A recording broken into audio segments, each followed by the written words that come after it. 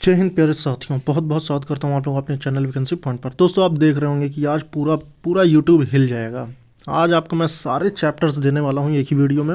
रस, छंद, अलंकार, मुहावरा, भाषा, साहित्य, व्याकरण, संधि, कारक, संज्ञा, सर्वनाम, विशेषण, समास, अव्यय, वचन, लिंग, रचना, लेखक, जितनी भी चीज़ें हैं पूरी हिंदी का निचोड़। अगर आपके एग्ज़ाम में 40 क्वेश्चन आएंगे, 30 क्वेश्चन आएंगे, जितने भी क्वेश्चंस आएंगे, जिस भी एग्ज़ाम में हिंदी पूछा जाता है, उन सभी के लिए इस वीडियो को कहेंगे रामबाण वीडियो। रामबाण का मतलब कि किसी भी चीज़ में ये सेट हो जाएगा और पूरी तरह से फ़ायदा पहुंचाएगा। ठीक है, तो क्वेश्चंस को शुरू करने से पहले आप सभी से एक निवेदन है कि आप लोग चैनल को सब्सक्राइब कर लें। आज जो वीडियो मैं आपको देने जा रहा हूँ ये आपको पूरे यूट्यूब पर कोई नहीं दे पाएगा, और अगर देगा तो बड़े पैसे लेगा भाई। ये पूरी तरह से आपको मैं फ्री में दे रहा हूँ। अगर आपको PDF चाहिए तो आप लोग मेरा टेलीग्राम ज्वाइन कर लेना, वहाँ पे मैं आपको PDF प्रोवाइड करा दूँगा। यहाँ पर हम हर चैप्टर से सवाल लेंगे, वो थ्योरी पहले लेंगे, उसके बाद उसके सारे क्वेश्चंस पूरे करेंगे। हर चैप्टर के पहले थ्योरी आएंगे, फिर उसके बाद सवाल आएंगे। ठीक है, बिल्कुल आराम से पढ़ेंगे, अच्छे से पढ़ेंगे। टाइम थोड़ा ज़्यादा लगेगा क्योंकि सारे चैप्टर्स कवर कर रहे हैं। आप लोग बिल्कुल धैर्य बनाए के रखना और चैनल को भाई सब्सक्राइब कर लेना। और इतनी ज़्यादा एफर्ट्स कर रहा हूँ तो आप लोग वीडियो को लाइक कर देना। आइए शुरू करेंगे आज का पहला टॉपिक। तो यहाँ पर देख सकते हो कि हिंदी भाषा का विकास। हिंदी आखिर है क्या, इस बारे में हम पहले जानेंगे। तो हिंदी विश्व की लगभग 3000 भाषाओं में से एक है। आकृति या रूप के आधार पर हिंदी वियोगात्मक या विश्लिष्ट भाषा है। कभी कभी ये भी क्वेश्चन पूछ लिया जाता है। हर चीज़ भाई समझेंगे पहले, उसके बाद इसके क्वेश्चंस भी करेंगे। भाषा परिवार के आधार पर हिंदी भारोपीय परिवार की भाषा है। ठीक है, यानी इंडो यूरोपियन। भारत में 4 भाषा परिवार हैं। टोटल कितनी भाषा परिवार हैं? 4। कौन कौन से? भारोपीय, द्रविड़, ऑस्ट्रिक और चीनी तिब्बती। भारत में बोलने वालों की प्रतिशत के आधार पर भारोपीय परिवार सबसे बड़ा भाषा परिवार है। और भारोपीय परिवार में कितने परसेंट के लोग बोले, भारत में कुल कितने परसेंट लोग जो है भारोपीय परिवार की भाषा बोलते हैं? तो 73%। ठीक है, टोटल 73% बोलने वाले भारत में संख्या है भारोपीय परिवार का। और द्रविड़ की बात कर लेते हैं तो 25% है। ठीक है, और अगर इसके अलावा ऑस्ट्रिक की बात कर लेते हैं तो 1.3% नोट की गई है, और चीनी तिब्बती 0.7%। इस अकॉर्डिंग देख सकते हैं। तो अगर इसका हम क्रम भी लगाएं तो सबसे पहले भारोपीय आएगा, फिर उसके बाद द्रविड़ आएगा, फिर ऑस्ट्रिक आएगा, फिर चीनी तिब्बती आएगा। ठीक है, तो क्लियर हुआ।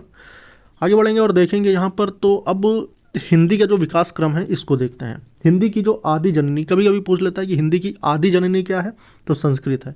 और हिंदी किस अपभ्रंश से आई है, तो इसके सारी चीज़ें हम देखेंगे। देखो, संस्कृत आई सबसे पहले, फिर संस्कृत से पाली बना, फिर प्राकृत भाषा से होती हुई अपभ्रंश तक पहुंचती है, फिर अपभ्रंश अवहट से गुजरती हुई प्राचीन प्रारंभिक हिंदी का रूप ले लेती है। सामान्यतः हिंदी भाषा के इतिहास का आरंभ अपभ्रंश से माना जाता है। ठीक है, आरंभ की बात करेंगे तो अपभ्रंश से है। ठीक है, हिंदी का जो आरंभ है वो कहाँ से है? अपभ्रंश से। लेकिन आदि जननी की बात करेगा तो वो संस्कृत से है। ठीक है, यहाँ पर देख लेते हैं, ये विकास क्रम का चिन्ह लगा हुआ है। सबसे पहले संस्कृत था, संस्कृत से पाली बना, पाली से प्राकृत भाषा आई, फिर अपभ्रंश आया, फिर अवहट्ट आया, फिर चीनी प्राचीन और प्रारंभिक हिंदी जो कि आज के टाइम पे बोली जा रही है। ठीक है, अब उसके बाद यहाँ पर देखेंगे कुछ इंपॉर्टेंट चीज़ें कि प्रमुख रचनाकार स्वयंभू अपभ्रंश का वाल्मीकि इनको कहा जाता है। ठीक है, अगर पूछ लेगा अपभ्रंश का वाल्मीकि कौन है, तो वो है स्वयंभू। ठीक है, पौम चरयु अर्थात राम काव्य। ठीक, धनपाल जो है ये भविष्यत इनको कहा गया है, भविष्यत कहा। अपभ्रंश का पहला प्रबंध काव्य इन्होंने धनपाल ने दिया। ठीक है, पुष्पदंत जो है ये महापुराण, जैसे हर चरयू, ठीक है, सरहपा, कर्णपा आदि सिद्धों की रचनाएं, चरिया पद, दोहाकोशी आदि, ये सब कहाँ के हैं? ये सब आपके हिंदी के कवि हैं। ठीक है, अब उसके बाद अपभ्रंश के आधुनिक भारतीय आर्य भाषाओं का विकास देखेंगे। अब यहाँ पर सबसे इंपॉर्टेंट चीज़ ये है कि यहाँ से क्वेश्चंस बनते हैं। टोटल कितने हैं? टोटल 6 हैं। क्या है? 6 अपभ्रंश में डिवाइड हैं। कौन कौन से अपभ्रंश हैं? सौरसैनी, अर्धमागधी, मागधी, खस, ब्राचल और महाराष्ट्री। यहाँ पर पूछ लेता है कि सौरसैनी अपभ्रंश की भाषाएं कौन कौन सी हैं। तो यहाँ पर सौरसैनी अपभ्रंश की जो भाषाएं हैं वो आपकी इतनी हैं। ठीक है, ये आपकी सौरसैनी अपभ्रंश की भाषा है। तो सौरसैनी में पश्चिमी हिंदी आएगा, राजस्थानी आएगा और गुजराती आएगा। ठीक है, अर्धमागधी में सिर्फ पूर्वी हिंदी आएगा। ठीक है, मागधी में बिहारी, उड़िया, बांग्ला, असमिया यहाँ तक आ जाएगा। ठीक है, फिर उसके बाद पहाड़ी में जो है, खस में पहाड़ी आ जाएगा, और ब्राचल में पंजाबी और सिंधी आ जाएगा, और महाराष्ट्र में मराठी आ जाएगा। ठीक, ये चीज़ें, ये क्वेश्चन तो बहुत पूछा जाता है। पश्चिमी हिंदी सौरसैनी अपभ्रंश से है, राजस्थानी, गुजराती। ठीक है, और अर्धमागधी अपभ्रंश से क्या है? पूर्वी हिंदी। मागधी से ये तीनों चारों हैं, ठीक है। यहाँ तक आप देख सकते हैं। फिर उसके बाद अब यहाँ पर जो चीज़ मैं आपको देने जा रहा हूँ इसका आप चाहें तो स्क्रीनशॉट ले सकते हैं, ठीक है, क्योंकि ये बहुत इंपॉर्टेंट है। देखो, नासिका से बोले जाने वाले कौन कौन से व्यंजन हैं। एक तो अन है और किसी भी वर्ग का पंचम अक्षर, ठीक है, जैसे अंगा है, इया है, अड़ा है, ना है, मा है, ये सारे क्या है, नासिका हैं। दंत मूल में रा और ला आते हैं, ठीक है, रा और ला, जबकि रा और ला क्या है, यंतहस्त व्यंजन है, ठीक है, यंतहस्त में काउंट किए जाते हैं यार अलावा, लेकिन ये हैं दंत मूल, ठीक है। दंत जो होते हैं ये आपके ता वर्ग और सा भी आता है इसमें, दंत वर्ग में। अच्छा, इसको मैं अभी अच्छे से समझाऊंगा, लेकिन यहाँ पर ना कुछ ऐसे व्यंजन हैं जो कि और भी काउंट किए जाते हैं, तो वो यहाँ पे दिए हैं। दंत और ओष्ठ से मिलाकर वा बना है। छोटा ऊ, बड़ा ऊ और पा वर्ग जो हैं वो आपके ओष्ठ से बोले जाते हैं, ठीक है। और यहाँ पर देख सकते हो ओष्ठ प्लस कंठ से मिलाकर जो बोले जाते हैं ओ, औ और आ बोला जाता है, ठीक है। यहाँ पर देखो मूर्धा जो होता है ना, मूर्धा का मतलब टा वर्ग, लेकिन री और सा जो है ये भी आपके मूर्धा वर्ग से ही आएंगे। तालु वर्ग में चा वर्ग आता है तालव्य में, या श और छोटी ई बड़ी ई ये भी आएगा, ठीक है। कंठ तालु में ए और ए आता है, ए और ए, और कंठ में छोटा आ, बड़ा आ, आह, का वर्ग और हा भी आता है, ठीक है।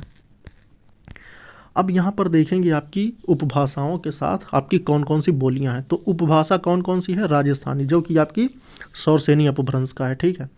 तो सौरसेनी अपभ्रंश में जो राजस्थानी है, ये आपका राजस्थानी में कौन कौन सी 4 प्रकार की भाषाएं बोली जाती हैं। पश्चिमी राजस्थान में मारवाड़ी या जयपुरी या ढूंढाड़ी, ठीक है, पश्चिमी, सॉरी मारवाड़ी जो है आपका पश्चिमी राजस्थानी, लेकिन जयपुरी और ढूंढाड़ी जो है ना ये आपका पूर्वी राजस्थान में बोला जाता है। वही तो मैं सोच रहा हूँ कि पूर्वी राजस्थान में आपके जयपुरी और ढूंढाड़ी बोली जाती है, और पश्चिमी में जो है मारवाड़ी, और उत्तरी में मेवाती, और दक्षिणी में जो है मालवी। ये क्वेश्चन बहुत बनता है, किसी भी क्षेत्र वाइज जब पूछा जाता है तो उत्तरी राजस्थान पूछ लेगा तो आपका मेवाती, दक्षिणी में मालवी, पूर्वी में आपका जयपुरिया ढूंढाड़ी, और पश्चिमी में आपका मारवाड़ी, ठीक है।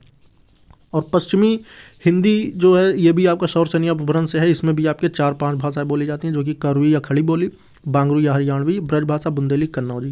ये सारे क्या हैं, ये सारे आपके खड़ी बोली के, ये सारे आपके पश्चिमी हिंदी के जो हैं बोलियां हैं।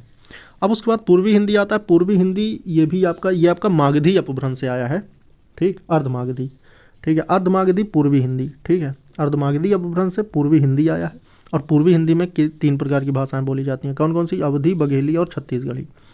ये आपका बिहारी है। बिहारी में कौन कौन सा आएगा, भोजपुरी, मगही, मैथिली। पहाड़ी में कौन कौन सा आएगा, कुमाऊनी, गढ़वाली, ठीक है। पहाड़ी किस अपभ्रंश से आया है, तो ये खस अपभ्रंश से आया है, ठीक है।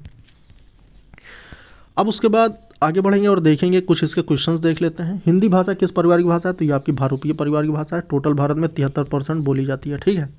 भारत में सर्वाधिक बोले जाने वाली भाषा कौन सी है, तो ये आपकी हिंदी है। टोटल 73% तक लोग इसको बोलते हैं। हिंदी भाषा किसका जन्म है, तो ये अपभ्रंश से है, ठीक है। हिंदी भाषा का जन्म कहाँ से हुआ, अपभ्रंश से, लेकिन इसकी आदि जननी क्या है, तो वो है आपकी संस्कृत। कहीं भी आप भाई कंफ्यूज ना होना, ये ऐसी वीडियो है यहाँ पे आपके सारे कन्फ्यूज़न दूर किए जाएंगे। आप लोग लाइक शेयर करते रहना और सब्सक्राइब कर लेना। निम्नलिखित में से कौन सी बोली अथवा भाषा हिंदी के अंतर्गत नहीं आती, तो हिंदी की अगर बात करी जा रही है तो हिंदी में ये सारी तो आ जाएंगी, लेकिन तेलुगु जो है ये आपकी नहीं आएगी, ठीक है। हिंदी की विशिष्ट बोली ब्रज भाषा किस रूप में सबसे अधिक प्रसिद्ध है, तो जो ब्रज भाषा है ये आपकी पश्चिमी हिंदी का एक वो है।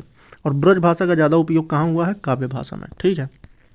भारतवर्ष में हिंदी को आप किस वर्ग में रखेंगे, तो हिंदी जो है एक प्रकार की राजभाषा है, और राजभाषा के रूप में इसे कब स्वीकार किया गया था, 14 सितंबर 1949 को, ठीक है।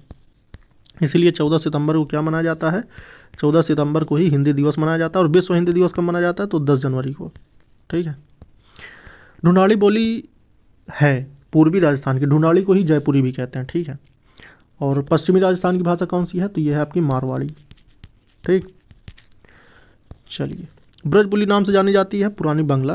निम्नलिखित में से कौन सी भाषा देवनागरी लिपि में लिखी जाती है, तो देवनागरी लिपि में इन सभी में से जो है मराठी है, जो कि देवनागरी लिपि में लिखी जाती है। उम्मीद करता हूँ कि आपका ये चीज़ क्लियर हो चुका होगा। अब चलते हैं वर्णमाला की तरफ। अब यहाँ पर आपको वो चीज़ अच्छे से समझनी होगी जो कि मूर्धा और तालव्य, कंठ, ये सब मैं समझा रहा था। भाषा की सबसे छोटी इकाई ध्वनि या वर्ण होती है, ठीक है।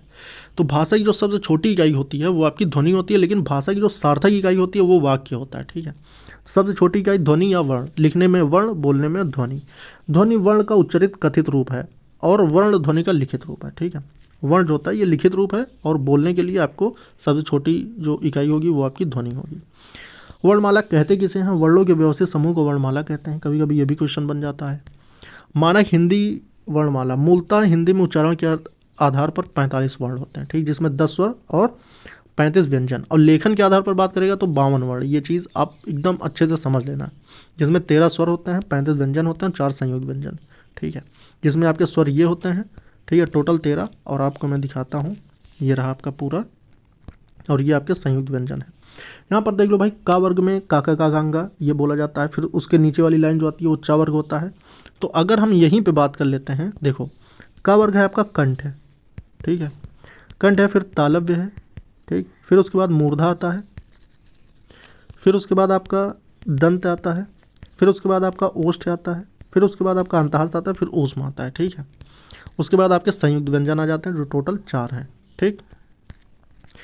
स्वरों का वर्गीकरण की बात करते हैं तो यहाँ पर आपको ये बहुत इंपॉर्टेंट है, क्वेश्चन 100% बनता है कि मात्रा उच्चारण काल के आधार पर, मात्रा या उच्चारण काल के आधार पर ह्रस्व स्वर जो होते हैं उनको सिर्फ जो छोटी मात्राओं के साथ, जैसे छोटा आ, छोटी ई, छोटा ऊ, जिनके उच्चारण में कम समय, एक मात्रा में एक मात्रा का समय लगता है, वो आपके ह्रस्व स्वर होते हैं, ठीक है। तो हमेशा छोटा आ, छोटी ई, छोटा ऊ। दीर्घ स्वर में कौन कौन सा आएगा?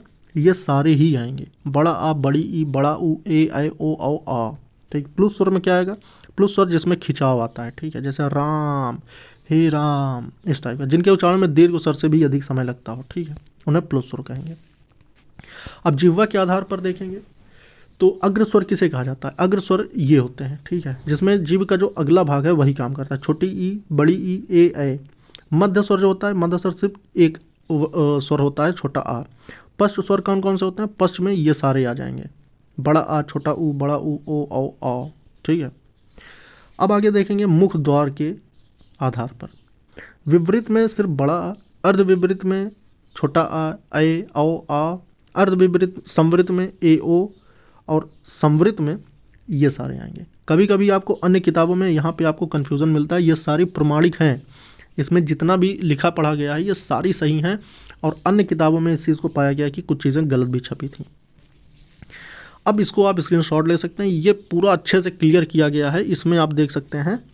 तो यहाँ पर आपका नासिका दंत मूल में कौन कौन से आएंगे, दंत में कौन कौन सा आएगा? दंत, ओष्ठ, ओष्ठ कंठ, मूर्धा में कौन कौन से? तालु, तालव्य में, कंठ तालु मिलाकर कंठ।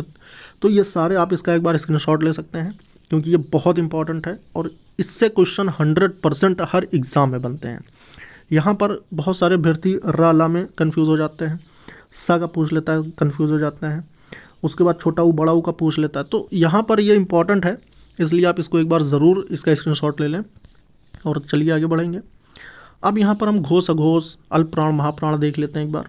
देखो, घोषत्व के आधार पर घोष का अर्थ है स्वर तंत्रियों में ध्वनि का कंपन, ठीक है। जिसमें अघोष की बात कर लेते हैं तो अघोष का मतलब होता है कि किसी भी 5 होते हैं टोटल, किसी भी वर्ग में 5 व्यंजन होते हैं, जैसे क से लेकर अंगा तक, ठीक है, टोटल 5 होते हैं। तो शुरू के जो 2 होंगे क और ख, ये आपके होते हैं अघोष, ठीक है।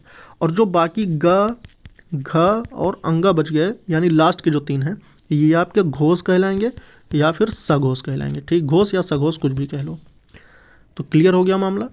तो इसी तरह सारे ही। और अगर हम यहाँ पर प्राणत्व के आधार पर बात करें तो अल्प प्राण जो होते हैं, किसी भी वर्ग में 5 व्यंजन होते हैं, का, ख, ग, घ, अंगा, इसी तरह सब में 5-5 होंगे। तो जो अल्प प्राण होता है ना, पहला और तीसरा ये अल्प प्राण होंगे, और दूसरा और चौथा और पांचवा, सॉरी, पहला, तीसरा, पांचवा जो है ये आपका अल्प प्राण है, यानी का, ग और अंगा। लेकिन ख और घ जो है ये आपका महाप्राण है, ठीक, ये चीज़ आप समझ लेना। तो पहला, तीसरा, पांचवा ये आपका अल्प प्राण हो जाएगा, और दूसरा, चौथा आपका महाप्राण हो जाएगा। इस पर हम क्वेश्चन भी कर लेते हैं। यहाँ पर आप देखिए, भाषा की सबसे छोटी इकाई आपको पता है कि ये वर्ण होती है, और ये आपका लेखन के आधार पर वर्ण होता है, बोली के आधार पर आपका क्या होगा? वो होगा आपका ध्वनि। वर्णमाला कहते हैं किसको? वर्णों के व्यवस्थित समूह को कहा जाता है, ठीक। तो डी ऑप्शन बिल्कुल सही हो जाएगा। निम्न में से कंठ ध्वनियाँ कौन कौन सी हैं? कंठ की अगर हम बात कर रहे हैं तो कंठ में कौन कौन सी आएगी? वैसे तो यहाँ पर सिर्फ का और खा होगा, लेकिन कंठ में और कौन कौन सा आता है? तो वो आता है छोटा आ, बड़ा आ, आहा और हा। ये सभी भी कंठ में ही आता है। ठीक, ये चीज़ आप अच्छे से समझ लेना। स्थान के आधार पर बताइए कि मूर्धन्य व्यंजन कौन से हैं। अब यहाँ पर मूर्धा पूछ रहा है, तो मूर्धा में कौन आएगा? ट वाला अगर वर्ग आता है तो ट वाले वर्ग के न तो ये हैं, न तो ये हैं, न तो ये हैं, सिर्फ ये है। तो यानी कि सी ऑप्शन बिल्कुल सही हो जाएगा। लेकिन मूर्धा में और भी आते हैं, कौन कौन से? एक तो री आ जाता है आपका, जो री से ऋषि वाला, और कौन आता है? पेट चुरुआ सा भी आ जाता है। ये भी आपके मूर्धा हैं। ठीक है। निम्न में से अल्प प्राण वर्ण कौन सा है? अल्प प्राण अभी मैंने बताया था किसी भी वर्ग का, किसी भी वर्ग में 5 वर्ण होते हैं। ठीक है, 5 व्यंजन होते हैं, यूँ कह सकते हैं 5 व्यंजन। तो 5 व्यंजनों में पहला, तीसरा और पांचवा आपका अल्प प्राण है। ठीक है, और दूसरा और चौथा आपका महाप्राण है। अब यहाँ पर पूछ रहा है कि अल्प प्राण वर्ण कौन कौन सा है, तो छ और झ ये आपका दूसरा चौथा है, था और धा ये भी आपका दूसरा चौथा है, फा और भा ये भी आपका दूसरा चौथा है, लेकिन का और गा ना आपका पहला और तीसरा है। तो इसका मतलब ये हुआ कि आपका अल्प प्राण जो हो जाएगा पहला हो जाएगा, बी हो जाएगा। निम्न में से नासिक के व्यंजन। अब नासिक के 5वां व्यंजन होता है। ठीक है, और 5वां के साथ साथ और कौन कौन से नासिक के होते हैं? अन भी आपका नासिक के स्वर है, लेकिन ये ठीक है। निम्न में से नासिक के व्यंजन। अब ये तो आपका 5वां वर्ण नहीं है, ये आपका तीसरा है, ये भी आपका दूसरा है, च छ ज तीसरा है, लेकिन इया जो है आपका, ये आपका 5वां है। और नासिक के कौन कौन से हैं? देखो, अंगा है, ठीक, इया है, और आपका अड़ा है, ना है, माँ है। ये सारे आपके क्या हैं? नासिक हैं, और साथ ही साथ अन भी है। तो इन सभी में जो भी यहाँ पे होता वो सभी नासिक के होते, तो यहाँ पे सिर्फ बी ऑप्शन है, तो बी ही होगा। ठीक है, उम्मीद करता हूँ ये सारे आपके कन्फ्यूज़न दूर हो रहे होंगे। ए और ए, अब यहाँ पर देखो आपसे पूछ लिया ना, ए और ए कौन कौन से हैं, तो ये आपके ए और ए जो आते हैं ये आपके कंठ और तालु दोनों मिलाकर आते हैं। ठीक है, तो ये आपके डी ऑप्शन बिल्कुल सही हो जाएंगे। ठीक, हिंदी वर्णमाला में अयोगवाह वर्ण कौन से हैं? अयोगवाह, जिनको अयोगवाह मान लिया गया है, तो ये डी ऑप्शन बिल्कुल सही हो जाएगा। ठीक, अन और आ को। निम्न में बताइए कि किस शब्द में द्वित्व व्यंजन है। द्वित्व व्यंजन का मतलब सेम वही वर्ण 2 बार, जैसे दिल्ली है, ला इसमें 2 बार आ गया, तो ये आपका द्वित्व वर्ण हो गया। ठीक है, उत्साह नहीं होगा, उत्साह अगर उल्लास होता तो वो हो सकता था, लेकिन उत्साह नहीं होगा।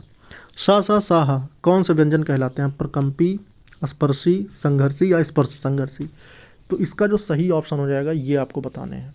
तो इसका जो सही ऑप्शन हो जाएगा, इसका जो सही ऑप्शन हो जाएगा कि सा सा साहा, तो ये है आपका संघर्षी व्यंजन, ये कहलाते हैं। ठीक है, ये आपके संघर्षी हैं। निम्नलिखित में से बताइए कि नवीन विकसित ध्वनियाँ कौन सी हैं। नवीन विकसित का मतलब कि जो हमारी पहले की जो स्वर और व्यंजन हैं उनसे भिन्न है, जैसे कि आपके आगत या फिर इनके जो बिंदी लगी हुई है, खा गा, ये सारे क्या हैं? ये नवीन विकसित ध्वनियों के अंतर्गत आएगा। निम्न में से कौन सा घोष वर्ण है? अब यहाँ पर आपको अभी मैंने बताया था घोष कह लो या सघोष कह लो। तो अगर अघोष की बात आएगी तो अघोष क्या होते हैं? अघोष होते हैं किसी भी वर्ग के पहले और दूसरे वर्ण या व्यंजन। लेकिन जो घोष या सघोष होगा ये तीसरा, चौथा और पांचवा कहलाएगा। ठीक, तो निम्नलिखित में कौन सा घोष वर्ण है? अब यहाँ पर देखो, खज है ये आपका दूसरा है, तो ये आपका अघोष है। च भी आपका पहला दूसरे में आ रहा है, टा ठा ये भी आपका पहले दूसरे में आ रहा है, लेकिन म जो आपका है ये 5वां वर्ण है। ठीक है, तो इसीलिए ये आपका सी ऑप्शन बिल्कुल सही हो जाएगा। अब यहाँ पर हम कुछ वर्तनी वाले क्वेश्चंस देख लेते हैं।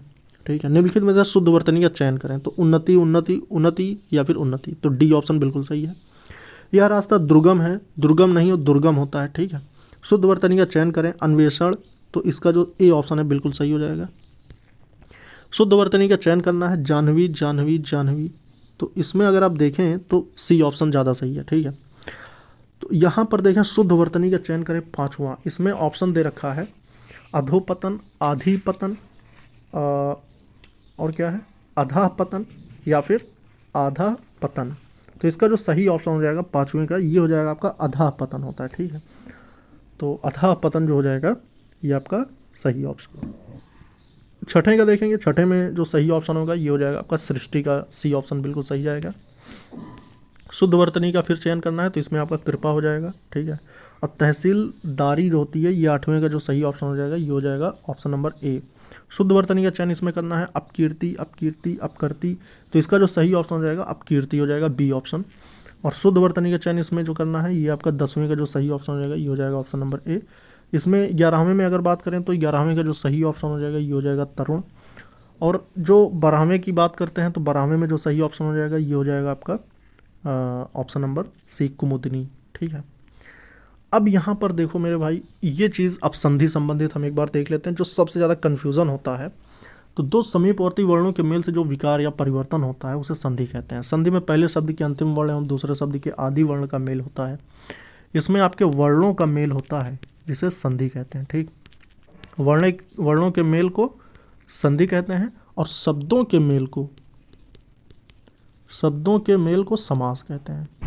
संधि और समास में कभी कभी फर्क पूछ लेता है कि जब वर्णों का मेल होगा तब आपका संधि कहलाएगा और जब शब्दों का मेल होगा तब आपका समास कहलाएगा। भाई मेरे वीडियो लाइक शेयर करते रहो और चैनल को भी सब्सक्राइब कर लो, क्योंकि ये बहुत इंपॉर्टेंट वीडियो है। इसमें आपको मैं हर एक टॉपिक से सवाल करवा रहा हूँ और हर एक टॉपिक की थ्योरी भी करवा रहा हूँ। तो यहाँ पर देखो मेरे भाई कि देवालय का जब हम संधि विच्छेद कर रहे हैं तो देव धन आलय बन रहा है जो कि देवालय बन गया। जगत धन नाथ जगन्नाथ बन गया। मनः धन योग मनोयोग बन गया। ठीक है, इसमें तीनों प्रकार की संधियाँ, ये आपकी स्वर संधि है, ये आपकी व्यंजन संधि है, ये आपकी विसर्ग संधि है। ठीक, अभी हम सारी चीज़ें इसमें समझा देंगे अच्छे से। संधि के नियमों द्वारा मिले वर्णों को फिर मूल अवस्था में आने को संधि विच्छेद कहते हैं। जैसे परीक्षार्थी का जब संधि विच्छेद कर रहे हैं तो क्या बन रहा है? परीक्षा धन अर्थी। वागीश का वाक धन ईश, अंतःकरण का अंतःधन करण। अब यहाँ भी तीनों आपकी, ये एक संधि स्वर संधि हो गई, ये व्यंजन संधि हो गई, ये आपकी विसर्ग संधि हो गई। ये भी तीनों की हम सारी पहचान बता रहे हैं कि देखो संधि के भेद कौन कौन सी संधियाँ होती हैं। संधि के पहले वर्ण के आधार पर संधि के 3 भेद किए गए हैं। कौन कौन से? स्वर संधि, व्यंजन संधि और विसर्ग संधि। संधि का पहला वर्ण यदि स्वर हो तो स्वर संधि होता है। जैसे नवधन आगत, ये व जो होता है ना, ये अर्धस्वर कहलाता है। ठीक है, वा एक अस्वर वाला है। ठीक है, संधि का पहला वर्ण यदि व्यंजन हो, जैसे कि वागीश है, वागीश में जो पहला टूटने वाला शब्द जो है ये आपका वर्ण जो है ये आपका क बन रहा है ना, तो क जो है ये आपका एक व्यंजन है। इधर कुछ भी आ जाए, बड़ी ई आ रहा, स्वर आ रहा, व्यंजन, उससे नहीं मतलब, लेकिन इधर टूटने पर अगर व्यंजन आ रहा है तो वो व्यंजन संधि होगी। ठीक है, और विसर्ग आपको पता ही है कि जब आह की मात्रा में जब टूटता है तब वो आपका विसर्ग कहलाता है, क्योंकि आह को ही विसर्ग कहते हैं। ठीक, अब और अच्छे से यहाँ पे हम समझेंगे कि संधियाँ भी अपने आप में क्या विशेषता रखती हैं। हम पहले बात करेंगे स्वर संधि की। स्वर संधि जो होता है, स्वर के बाद स्वर अर्थात दो स्वरों के मेल से जो विकार उत्पन्न होता है उसे स्वर संधि कहते हैं। जैसे सूर्य धन अस्त, तो सूर्य धन अस्त मिलकर सूर्यास्त बना, महाधन आत्मा मिलकर महात्मा बना। स्वर संधि के निम्नलिखित 5 भेद किए गए हैं कि जिनके आधार पर अलग अलग तरीके से हम समझ पाएंगे। पहला दीर्घ संधि, गुण संधि, वृद्धि संधि, यण संधि, अयादि संधि। अब इन संधियों की अपनी पहचान है। जब हम किसी भी शब्द में बीच में टूटने वाले जो जहाँ से टूटता है, जैसे विद्यालय है, विद्यालय में यहाँ पर देखो बीच में बड़ा आ की मात्रा लगी है, तो जैसे बड़ा आ मिल गया। ठीक, बड़ी ई मिल गई, बड़ा ऊ मिल गया, तो ये आपके दीर्घ संधि के उदाहरण होंगे। ठीक है, ए, छोटा आ, ए, ओ, ये सब मिल जाते हैं तो गुण संधि में आएगा। अय और औ को मिल जाएंगे तो ये वृद्धि संधि में आएगा। यारा लावा मिल जाएंगे तो ये आपके यण संधि में आएगा। अय आय औ औ ये सब आ जाएगा तो अयादि संधि। जैसे नयन आपका क्या है? आपका अयादि संधि है। पवन ये आपका क्या है? ये सब अयादि संधि है। तो ये सभी चीज़ें आपको समझनी होंगी। चलिए एक बार देख लेते हैं व्यंजन संधि क्या है। तो व्यंजन संधि जो होता है, व्यंजन के बाद स्वर या व्यंजन आने से जो परिवर्तन होता है उसे व्यंजन संधि कहते हैं। जैसे वागीश लिखा है, यहाँ पर देखो पहला वर्ण जो टूट रहा है ना, ये सभी व्यंजन है। वाक, सत, उत, इधर कुछ भी आ जाए, इधर से लेना देना नहीं है, लेकिन इधर अगर व्यंजन आ गया तो वो फिर आपका व्यंजन संधि में जाएगा। ठीक है, तो यहाँ पर वाक धन ईस मिलकर वागीश बन गया। सत धन जन मिलकर सज्जन बन गया। उत धन हार बनकर मिलकर उद्धार बन गया। ठीक है, क के साथ बड़ी ई मिलने पे ये गी बना दे रहा है। ता के साथ ज मिलने पर ये आधा ज के साथ मिलकर बना दे रहा है। ता के साथ हा मिलने पर ये ध बना दे रहा है। तो ये चीज़ें आपको समझनी होंगी। व्यंजन का शुद्ध रूप हल वाला रूप, जैसे का, ख, ग, ये सभी होता है। मतलब कि जब व्यंजन टूटेगा, व्यंजन संधि, तो वो इन्हीं सब में टूटेगा, मतलब कि कोई ना कोई व्यंजन में, स्वर में नहीं टूटेगा। तो यहाँ पर आप देख सकते हैं। और व्यंजन संधि के कुछ नियम हैं। किसी वर्ग के पहले वर्ण में अगर ये सब आ रहे हैं, का मेल किसी स्वर अथवा किसी वर्ग के तीसरे वर्ण से होता है तो वो इसमें बदल जाते हैं। ठीक है, या चौथे वर्ण इनमें बदल जाते हैं। ठीक, अथवा अंतःस्थ व्यंजन आएंगे, यानी यार अलावा आएगा किसी वर्ण से होने पर वर्ग का पहला वर्ण अपने ही वर्ग के तीसरे वर्ण यानी इसमें बदल जाएगा। ठीक है, परिवर्तित हो जाता है। इनमें जब अभी क्वेश्चन कराऊंगा तो आपको सारी चीज़ें क्लियर हो जाएंगी। अब आप एक बार विसर्ग संधि समझ लो। विसर्ग के बाद स्वर या व्यंजन आने पर विसर्ग में जो विकार होता है उसे विसर्ग संधि कहते हैं। जैसे निह धन आहार के साथ मिलने पर निराहार बन गया, दो धन आशा मिलकर दुराशा बना दिया, तपाह धन भूमि मिलकर तपोभूमि बना दिया, मना धन योग मिलकर मनोयोग बना दिया। तो जिसमें भी आपको पता है कि आह की मात्रा के साथ जो टूटते हैं वो सभी विसर्ग कहलाते हैं। ठीक, यहाँ पर कुछ और उदाहरण है, बस उदाहरण देख लो। मना धन अकुल अनुकूल मनोकूल, अधा धन गति अधोगति, तपा धन बल तपोबल, वया धन वृद्धि वयोवृद्धि, तपा धन भूमि तपोभूमि, पया धन द पयोद। पयोद में भी कई बार क्वेश्चन पूछा पयोद। मना धन रथ मनोरथ, मना धन हर मनोहर, मना धन योग मनोयोग, पया धन धन पयोधन। ये सारे ही इंपॉर्टेंट है, इन सभी को आपको पता होना चाहिए। अब यहाँ पर हम क्वेश्चन देखते हैं। दो वर्णों के मेल के होने वाले, जब वर्ण का मेल पूछेगा तब आपका संधि, शब्दों का मेल पूछेगा तब आपका समास। ठीक है, कितने संधि के कितने प्रकार हैं? टोटल 3 हैं। कौन कौन? स्वर, व्यंजन और विसर्ग। दयानंद में प्रयुक्त संधि का नाम बताओ। अब यहाँ पर देखो मेरे भाई, दयानंद में पूछ रहा कौन सी संधि है। तो दयानंद में अब देखो बीच में क्या आ रहा, बड़ा आ की मात्रा आ रही है। तो जब दयानंद में बड़ा की मात्रा आ रही है तो किस प्रकार की संधि होगी? तो इसका जो सही उत्तर हो जाएगा, ये एक आपका किसका उदाहरण बनेगा? ये बनेगा आपका ऑप्शन नंबर 1, गुण संधि का उदाहरण। कपीस में प्रयुक्त संधि का नाम बताओ। कपीस में किस प्रकार की संधि होगी? तो चौथे का जो सही सॉरी तीसरे का जो सही ऑप्शन होगा, हाँ 1 मिनट, ये जो है आपका, क्योंकि दया धन आनंद होगा और जब इसमें बड़ा आ रहा है तो ये आपकी दीर्घ संधि में जाएगा। सॉरी कपीस में संधि का नाम बताओ, किस प्रकार की संधि है कपीस में? तो इसमें आपकी ये भी बड़ी ई आ रहा है, तो आपका ये देखो दीर्घ संधि में बड़ा आ, बड़ी ई और बड़ा ऊ आएगा। ठीक है, तो अब यहाँ पर देखो बड़ी ई की मात्रा कपीस में लगी हुई है तो भी आपकी दीर्घ संधि में आ जाएगा। सदैव में प्रयुक्त संधि का नाम बताओ। तो 5वें का जो सही ऑप्शन होगा ये होगा आपका, अगर इसमें स्वर व्यंजन में पूछा गया तो ये आपकी स्वर संधि होगी। ठीक है, इनमें कौन सा स्वर संधि का उदाहरण है? तो स्वर संधि का जो उदाहरण होगा ये आपका होगा पवन। ठीक है, पवन एक अयादी संधि है। ठीक, अयादी स्वर संधि जो कि आपका पोधन अन्न से मिलकर बनी है। ठीक, अब पावन होता तो पौधन अन्न बन जाता। ठीक है, पौधन अन्न जो होता है पावन होता है, अब पोधन अन्न पवन होता है। निम्नलिखित में से कौन सा शब्द वृद्धि संधि का उदाहरण नहीं है? वृद्धि संधि का उदाहरण नहीं है, जबकि इसमें 3 है। तो 7वें का जो सही ऑप्शन हो जाएगा ये हो जाएगा गुरु उपदेश। ठीक है, क्योंकि अय की मात्रा इन तीनों में भी दिख रही है, अय और औ, जो कि एक किस प्रकार की संधि है? वृद्धि संधि का उदाहरण है। ठीक है, निम्न में से कौन दीर्घ संधि युक्त पद कौन सा है? दीर्घ संधि युक्त पद कौन सा है? तो 8वें का जो सही ऑप्शन हो जाएगा ये हो जाएगा दैत्यारी। ठीक है, पवित्र में प्रयुक्त संधि का नाम बताओ। पवित्र में, तो यहाँ पर जो सही ऑप्शन हो जाएगा ये हो जाएगा अयादी संधि। ठीक है, इत्यादि इति दिन आदि, यानी कि इसका जो सही ऑप्शन हो जाएगा 10वें के अनुसार तो सही ऑप्शन डी जा रहा है। ठीक है, अब यहाँ पर आप देख सकते हैं शब्द रचना दिया हुआ है दोस्तों। शब्द रचना का मतलब जिसमें उपसर्ग वगैरह होते हैं। अब ये आपका आज का लास्ट टॉपिक है और इसके अलावा जो और क्वेश्चंस हैं वो मैं आपको अगली नेक्स्ट पार्ट में करवा दूंगा। बाकी आपके पूरे हिंदी को कवर करने के लिए दोस्तों आपको थोड़ा सा समय देना होगा और ये 2 वीडियो में मैं पूरी आपकी हिंदी कवर कर दूंगा। एक तरफ आपका पूरा वर्णमाला क्लियर करने की कोशिश कर रहा हूँ, एक तरफ आपका साहित्य। तो हमें लगता है कि ये 3 पार्ट में जाएगी वीडियो। ठीक है, एक पार्ट में तो आपका वर्णमाला का एक पार्ट मैंने क्लियर किया है, अब आपका दूसरी तरफ से रस, छंद, अलंकार और जो इंपॉर्टेंट चीज़ें हैं वो सब करवा दूंगा। फिलहाल इसमें देखेंगे तो उपसर्ग देख सकते हैं आप। देखो मूल शब्द के अगर पहले जो शब्द लगते हैं उन्हें कहा जाता है उपसर्ग और मूल शब्द के जो बाद में लगते हैं उन्हें प्रत्यय कहा जाता है। ठीक है, जैसे अंत में जो है अति लग गया, ये एक उपसर्ग है तो ये अत्यंत बना दिया। ठीक है, और अगर हम प्रत्यय की बात करें तो लेना एक मूल शब्द है, इसके बाद में दार लग गया तो ये लेनदार मिलकर एक क्या बना दिया? एक प्रत्यय बना दिया। ठीक, प्रति और दिन ये दोनों मिलकर जो शब्द बना रहे हैं ये प्रतिदिन आपका एक अव्ययी भाव समास है। ठीक है, अब यहाँ पर संस्कृत के कुछ उपसर्ग हैं दोस्तों, इतने ही पूछे जाते हैं, आप इसको चाहे स्क्रीनशॉट ले सकते हैं। संस्कृत के उपसर्ग यहाँ पर आप देख सकते हैं। संस्कृत के उपसर्ग कौन कौन से हैं? अति है, अधि है, अनु, अप, अभि, औ, आ, उत, उद, ये सारे ही क्या हैं? ये सारे ही आपके संस्कृत के उपसर्ग हैं। ठीक, और इतने ही शब्द संस्कृत से बनते हैं जो कि पूछे जाते हैं। और यहाँ पर देखो हिंदी के उपसर्ग, और टोटल हैं ये कितने ये भी मैं आपको बताऊंगा। ये सारे हिंदी के उपसर्ग हैं, आप इसको स्क्रीनशॉट ले सकते हैं। हिंदी के उपसर्ग में आप देख सकते हैं कौन कौन से आ रहे हैं।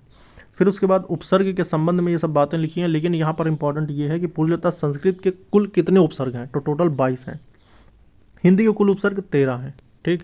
और यहाँ पर अगर देख सकते हो तो उर्दू में कुल उपसर्ग कितने हैं, टोटल 19 हैं। अंग्रेजी के भी कुछ उपसर्ग हैं, शायद 2 हैं। उपसर्ग के समान प्रयुक्त होने वाले संस्कृत के अव्यय ये भी मैं आपको दिखा देता हूँ।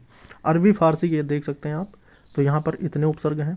और अंग्रेजी के उपसर्ग यहाँ पर देख सकते हो, जैसे सब है, डिप्टी है, वाइस है, जनरल है, चीफ है, हेड है, ये सभी क्या है, अंग्रेजी के उपसर्ग हैं। जैसे सब इंस्पेक्टर, ठीक है, सबऑर्डिनेट मतलब जो सब जज होते हैं, सब कमेटी होती है, ये सब। डिप्टी के साथ deputy jailer, deputy collector, deputy minister जितने भी आते हैं, डिप्टी चीफ मिनिस्टर, ये सारे क्या हैं, अंग्रेजी उपसर्ग हैं।